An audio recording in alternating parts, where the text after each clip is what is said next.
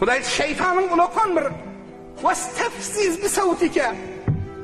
Sen ey şeytan, senin Adem'i çıkarandan sonra şeytanı da çıkardı. Şeytana dedi sen men cennetimden çıkmalı, ne olup gelmeliler dedi. Şeytan dedi men senin benneleni doğru yolundan çıkararım Hudaýa dedi. Hudaý Taala aytdı "Vastafziz bi savtika." Yetten dedi, anır dedi. Öldüm yani şeytanlar anır dedi, sen dedi, şolan içinde var da dedi. Eğir çalırlara dedi.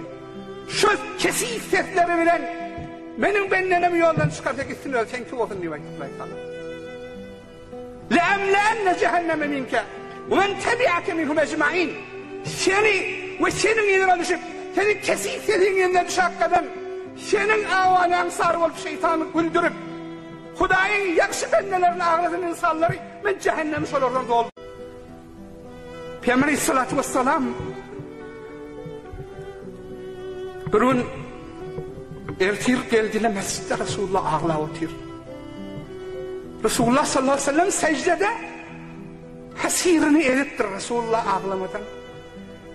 Hazreti Bilal kellesini kaldırdı ayıttı. Ya Resulallah ne haber değil sen böyle otursun.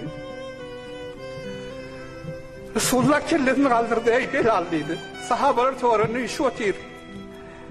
لَيَنْتَهِيَنَّ مِنْ اُمَّتِي اَقْوَامٍ. Bir ayette de benim ümmetimden bir grubu yitirecek. Onlar يَعْمَلُونَ كَمْثَالِ الْجِبَالِ الْتِهَامًا. Şu variyanın metehama dağılıydı. Şunun beyikliğinin ağramının mislini amel edecekler. يُصَلُّونَ مَعَكُمْ وَيَسُومُونَ. Sizin bilen namaz okuyacaklar cemaate gelip. Ruza tutacaklar şöyle. Sifhum ya Resulallah menhum.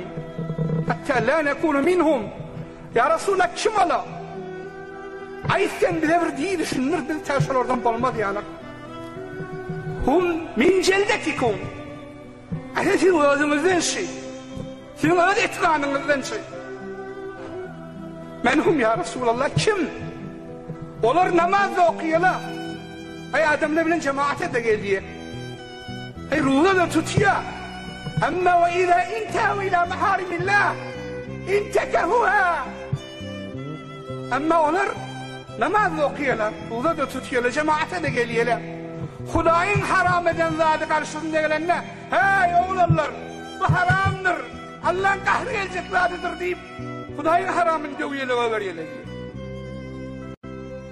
Şu alemler her cüre namaz okusalar da ruhuna tutsalar da tihaman dağı yani kızıl kumuş bilen gelsene de bunu Hudaý Tebarek ve Teala kabul edecek gel.